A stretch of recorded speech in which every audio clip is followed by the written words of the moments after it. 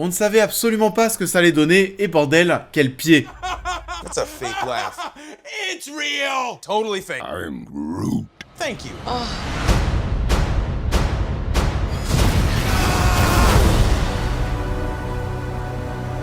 Bonjour à tous, et bah écoutez, j'espère que tout le monde va bien. On se retrouve aujourd'hui pour parler des Gardiens de la Galaxie, avant l'arrivée, oui, du 3e opus la semaine prochaine.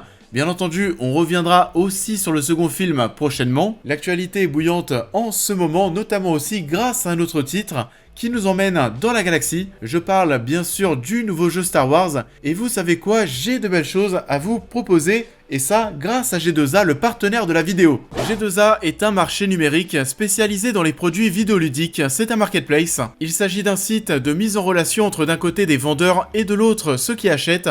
Qu'est-ce qui est à vendre ici? Principalement des clés pour jouer à des jeux, et ça pour des plateformes telles que Steam, Origin ou Xbox par exemple. Et ce qui va différencier G2A des autres boutiques traditionnelles, ce sont ses prix qui sont bien plus bas tout au long de l'année. On le sait aujourd'hui, acheter un jeu ça peut coûter assez cher, 70-80 € par exemple, et c'est pas étonnant de vouloir faire de bonnes affaires, et G2A tombe à pic parce que oui, les prix défient toute concurrence. Et comme j'étais en train de le dire, en ce moment c'est la folie dans la galaxie avec ce nouveau jeu Star Wars, mais ça l'est aussi sur G2A. Vous avez accès durant cette campagne à moins 10% sur votre panier pour acheter des jeux, des DLC ou encore des logiciels. Il y a aussi d'autres cadeaux qui sont disponibles sur les réseaux sociaux de G2A. Partout où tu regarderas un bon Jedi, tu deviendras. Vous avez l'occasion de retrouver les liens qui vous renverront vers le site afin de profiter de ces opportunités galactiques en description de vidéo. Donc n'hésitez pas à découvrir G2A. They call themselves the Guardians of the Galaxy. Et vous le savez, à l'époque, en 2014, ça a été une gigantesque surprise parce que bon, à moins que vous soyez très fan de comics, je ne pense pas que beaucoup de personnes connaissaient ce groupe. Pour le grand public, il y avait peu de chances que vous ayez déjà posé les mains ou les yeux sur une œuvre qui parlait de ce groupe de héros. En tout cas, personnellement, quand ça a été annoncé, je ne savais pas du tout ce que ça allait donner. On voyait qu'on allait vraiment étendre l'univers puisqu'on allait se retrouver cette fois-ci dans l'espace, dans la galaxie, ça c'était cool. Et mon dieu, qu'est-ce que ça faisait du bien parce que ça a vraiment été un réel vent de fraîcheur. Là on sortait tout juste d'une trilogie The Dark Knight qui a vraiment inspiré beaucoup d'œuvres super-héroïques. D'un coup, les œuvres de super-héros, c'était plus sombre, c'était plus mature. Les The Dark Knight, Man of Steel, la série, Daredevil, de même. Et bah, de leur côté, Marvel Studios et Disney vont plutôt miser sur l'humour déjà bien installé depuis le premier Avengers, jusqu'à tomber cette fois-ci dans quelque chose de bien plus assumé. On sentait tous, dès l'apparition du titre, qu'on allait passer un excellent moment.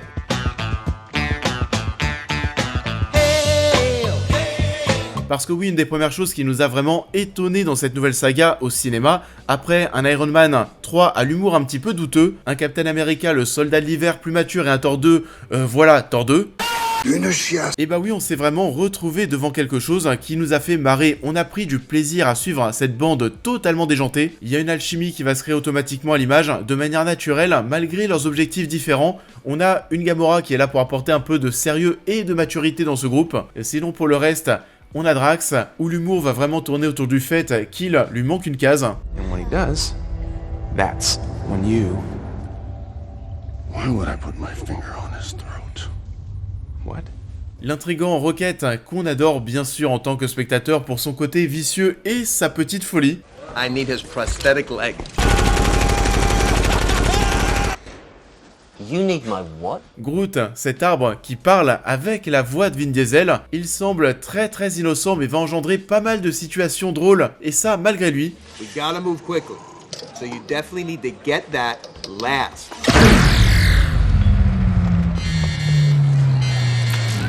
Et bien sûr Chris Pratt en Star-Lord. Alors déjà Chris Pratt, c'est assez étonnant qu'on ait misé sur lui, je sais pas comment ces personnes ont eu le pif, mais oui, il avait déjà l'habitude de tourner dans des œuvres qui allaient tourner autour de l'humour. On le sait, dès qu'on signe chez Marvel, on l'a vu avec plein d'acteurs, les abdos arrivent très vite. Et ça a été une excellente chose pour lui déjà physiquement, mais aussi pour sa carrière, ça a servi de tremplin, un petit peu comme Robert Downey Jr. à l'époque pour Iron Man, même si Robert Downey Jr. en était plus sur une relance. Ce coup de projecteur, ça lui a permis en plus de se retrouver à la tête de la nouvelle saga Jurassic Park. You just went and made a new dinosaur? Probably not a good idea. Et pour revenir sur l'humour des Gardiens de la Galaxie, oui, ça fonctionne parfaitement, lui c'est le côté un peu babacool, qui danse, qui chante, qui se laisse porter, qui va nous offrir des moments parfois assez couillus, très assumés, qui auraient pu être, mais vraiment totalement ridicules, mais justement c'est tellement assumé que ça en devient mais si bon. Now bring it down hard. Someday, put it together. What are you doing? Dance off, bro! Ensuite, bien sûr, le fait de se retrouver avec des protagonistes tous drôles de leur côté, c'est bien, mais ça fait pas tout. Là, il y avait un autre challenge assez conséquent qu'il fallait surmonter, celui de réussir à faire un film sur une bande, sur plusieurs personnages ensemble. C'est pas la première fois que Marvel et Disney le faisaient, mais il y a une petite différence. Cette fois-ci, il fallait aussi introduire tous ces héros. Là, tout part de zéro avec les gardiens, on ne les avait jamais vus avant, et encore pire, le grand public les connaît à peine. Et là, ça a été une franche réussite parce qu'on s'attache à eux très rapidement, on aime les voir ensemble, on aime voir leurs interactions, les voir au final avoir un but commun, alors que la collaboration de leurs différentes personnalités n'a vraiment aucun sens. I just saved Quill. We've already established that you destroying the ship that I'm on is not saving me. When did we establish? Like 3 seconds ago! I wasn't listening. I was thinking of something else.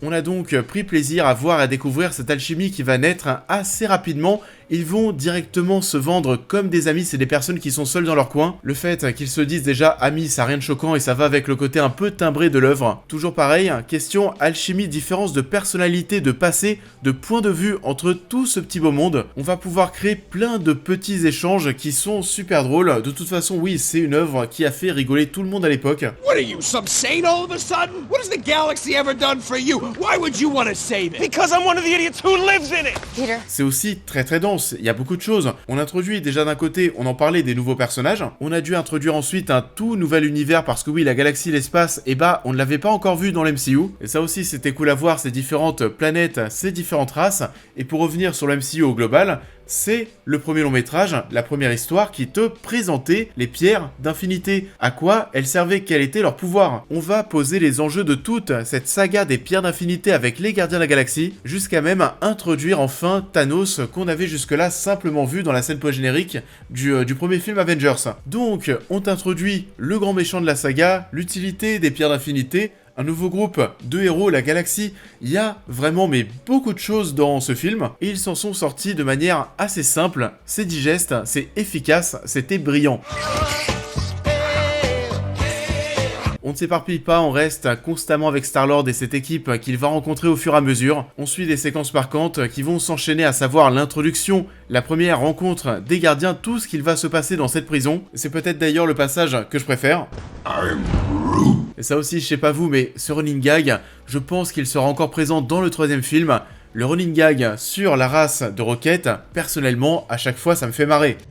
That's your pet? What? On ne voit pas le temps passer, on s'est éclaté, depuis tout à l'heure on parle beaucoup d'humour et des personnages, mais il y a aussi de l'action bien entendu et toutes ces séquences d'action étaient plutôt cool, notamment le final. Submerge!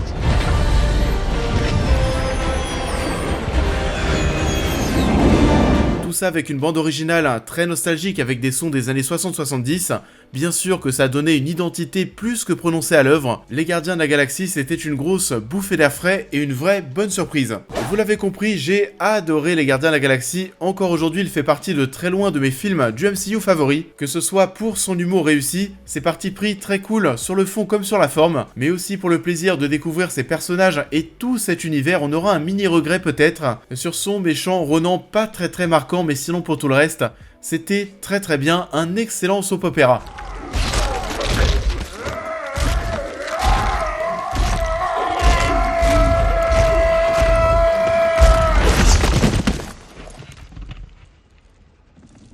Ça en est tout pour cette vidéo, j'espère qu'elle vous aura plu comme d'habitude, je vous invite à la liker, à la partager, à me dire en commentaire ce que vous avez pensé de l'œuvre en question, à vous abonner, à me suivre sur l'intégralité de mes réseaux pour toutes les news et réactions à l'actualité, mais aussi à devenir membre soutien si vous souhaitez soutenir mon travail, et on va se retrouver très vite sur la chaîne pour cette prochaine critique.